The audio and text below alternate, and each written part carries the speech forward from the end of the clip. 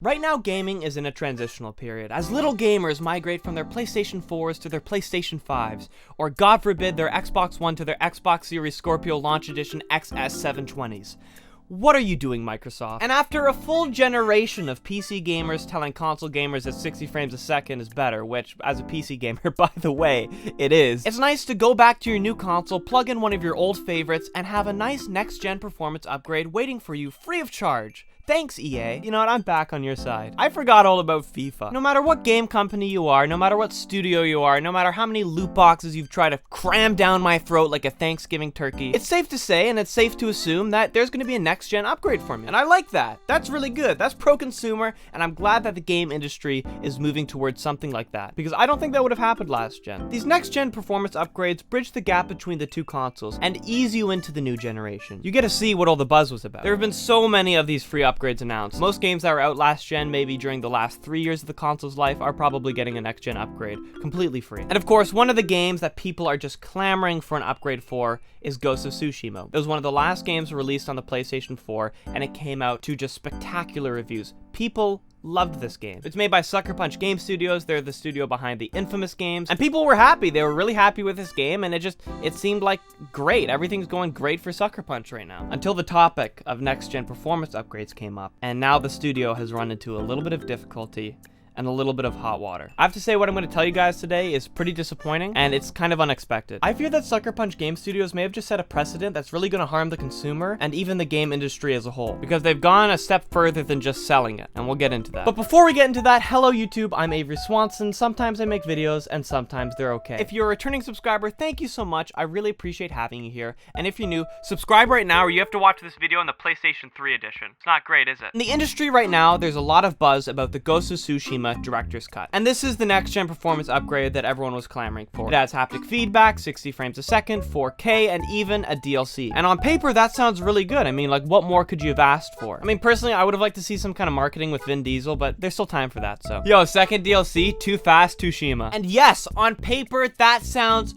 excellent. Who doesn't want new DLC? Who doesn't want new content? But the problem is, the next-gen upgrade isn't free. You have to purchase the Director's Cut upgrade. Now, the pricing for it is as follows. If you're upgrading from the PlayStation 4 edition of Ghost of Tsushima to the PlayStation 4 version of the Director's Cut, it's $20. If you're upgrading from the PlayStation 4 edition of Tsushima to the PlayStation 5 edition of the Director's Cut, it's $30. Now, the only difference between the PlayStation 4 edition of the Director's Cut and PlayStation 5 edition is the next-gen enhancement. And as we said, that's things like 3D audio support, 60 frames, 4K, and that's $10. So when you say that there's a next-gen upgrade and a DLC, I don't really look at it like there's a DLC and it's a bonus. I look at it like they're hiding the fact that they're charging you for the next-gen upgrade behind the DLC, and they're using it to trick you into paying for something that is right now in the industry kind of just expected to be free. Right now, studios are expected to push out a next-gen upgrade for the new hardware, and that's why Sucker Punch is making a director's cut of the game, but they decided to monetize it. And I'm scared about that because it sets a precedent, and other studios might follow, and they might start charging you for next-gen upgrades, and that just sucks. It's anti-consumer, and it shouldn't be happening. And it might seem petty to argue over something small like $10, but the truth is, that's a lot of money for what you're getting. If every single next-gen upgrade were $10, I wouldn't download them. It's not worth $10 to me to get a slightly enhanced experience. I would just wait for the next game in the series. And from the perspective of someone who primarily games on their PC, it's just weird to me that you'd have to pay to use your hardware. It'd be like if I went to Overwatch and went to change my graphics settings to Legendary, and there was like a little lock and it brought me to Battle.net to purchase it. Like, that would just,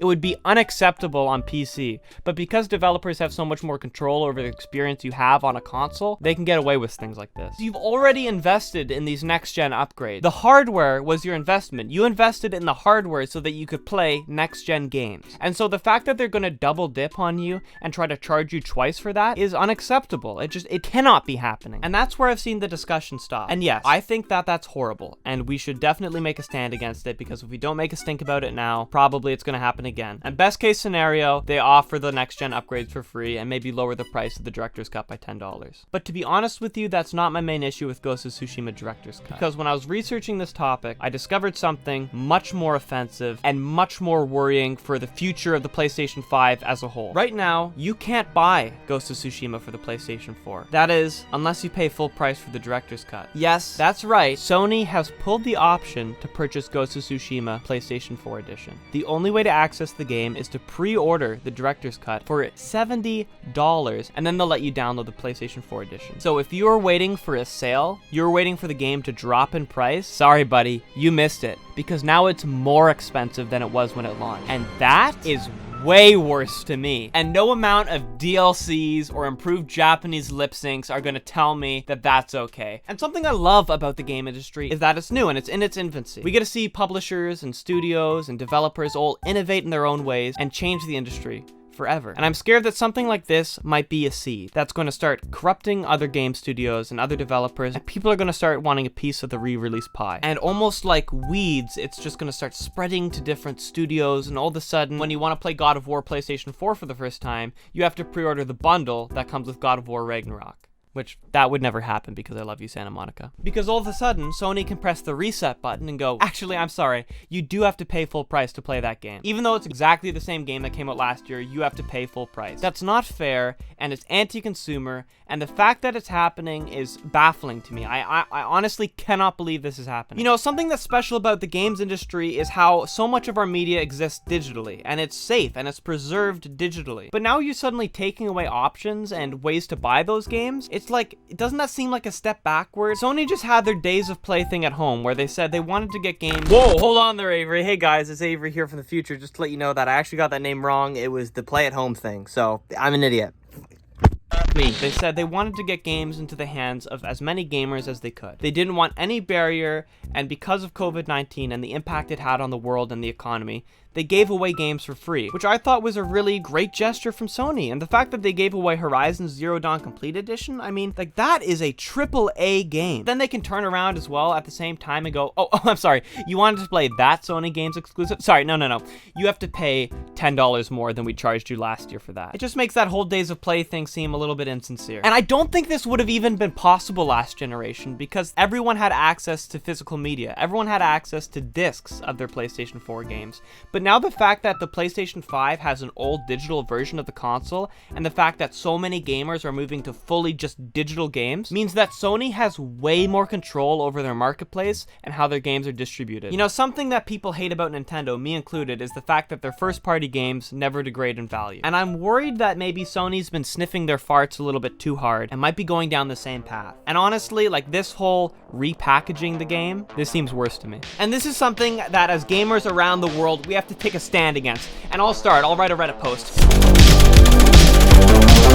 The thing is, I don't think that Sucker Punch Game Studios wanted this. I don't think they thought that what they were doing was wrong. But regardless, it was. So how can they course correct? And I think it's pretty easy. I mean, just make the next gen upgrade portion of the director's cut free for anyone who owns the base game of Ghost of Tsushima. I mean, you don't even have to lower the price. If you think the DLC is worth $30, then charge $30 for it. By the way, of course, I would much rather it be $20 because that seems to be what they valued it at. But you know what? If that's what it takes to get the next generation upgrade free, then that's what it takes. I'd rather have some overpriced DLC than like an industry-changing standard. And I would like to reiterate, the idea of studios subsidizing their next generation upgrades with DLC, I think, is an excellent idea. But you can't charge for that next gen upgrade. You're gonna be making a bucket of money from the DLC anyway, so just show some restraint. And of course, you need to put back Ghost of Tsushima PS4 on the store. The fact that, like, I can't get over that. That needs to happen. You cannot keep it that way because I don't want that to be a thing in the future. That has to stop now. That's never happening again. That was one misstep, that's fine. Gamers trip all the time.